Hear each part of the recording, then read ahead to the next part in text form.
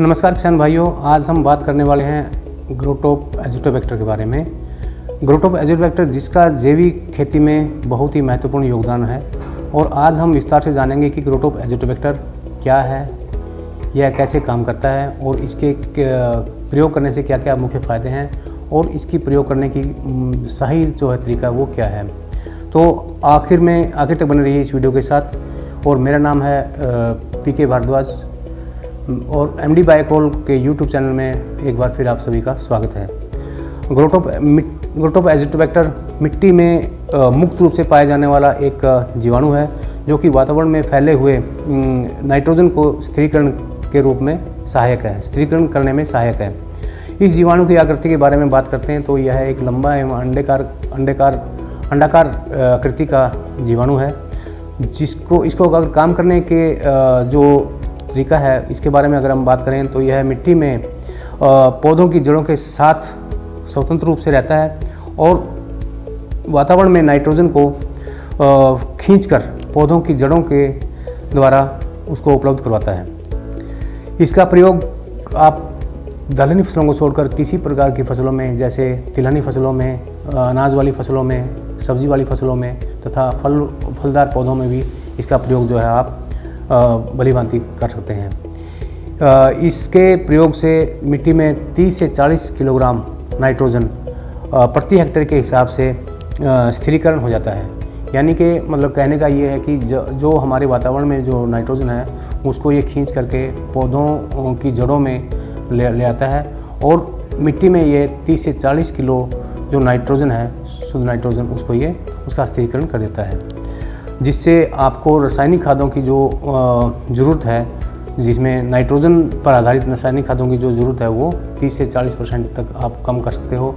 और जैसे कि उदाहरण के तौर पर अगर आपने अपने खेत में 3 बैग यूरिया प्रयोग करना है तो इसके प्रयोग करने के बाद आपको 2 बैग की ही ज़रूरत पड़ेगी। बाकी की जो है ये जो नाइट्रोजन है ये अपने आधार पर जो है वो उपलब्ध करवा देगा। इसके प्रयोग से पौधों में नाइट्रोजन के साथ साथ कुछ लाभदायक हार्मोन्स और विटामिन्स भी पौधों को उपलब्ध होते हैं, जिससे उसकी अच्छी वृद्धि होती है और बाद में जो है उसकी पैदावार पर भी बहुत अच्छा असर पड़ता है। और ग्रोटोप एज़ोटोबैक्टर के प्रयोग से आप 25 से 30% की जो है फसल की पैदावार में वृद्धि हो सकती है।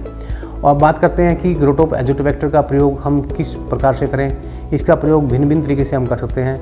सबसे पहले हम इसका जो प्रयोग अगर सीधी बिजाई के टाइम पे करें तो उसमें 25 किलोग्राम गली सड़ी गोबरी खाद में 700 से 800 ग्राम जो है ग्रोटोप एज़ोटोबैक्टर का को मिलाकर अच्छी तरह छाया में उसको सुखा लें और बाद में जो है ना बिजाई के टाइम पे खेत की तैयारी के समय उसको आप फैला दें। दूसरा, इसका बीजोपचार के रूप में भी इसको हम प्रयोग कर सकते हैं। जैसे 300 ग्राम ग्रोटोप एज़ोटोबैक्टर ले लें और उसको 1 लीटर पानी में घोल बना लें। उसके बाद बीज को 1 एकड़ के लिए बीज को पर्याप्त को उसमें डुबो करके या उसको उसके साथ लगा करके तो उसको आप छाया में सुखा करके आधे घंटे या 1 घंटे के बाद उसको आप बिजाई कर सकते हैं। इसका जो ग्रोटोप एज़ोटोबैक्टर का प्रयोग जो है वो आप पौध का उपचार भी करने में भी प्रयोग कर सकते हैं। जैसे उसमें आपको 25 से 30 लीटर पानी में 400 से 500 ग्राम ये एज़ोटोबैक्टर लेकर के घोल बना लें और उसके बाद जो है उसको जो नर्सरी है, पौध है, उसको उसमें डिप करके 10 मिनट के लिए रख के उसको बाहर निकाल के फिर आप उसकी रोपाई कर सकते हैं।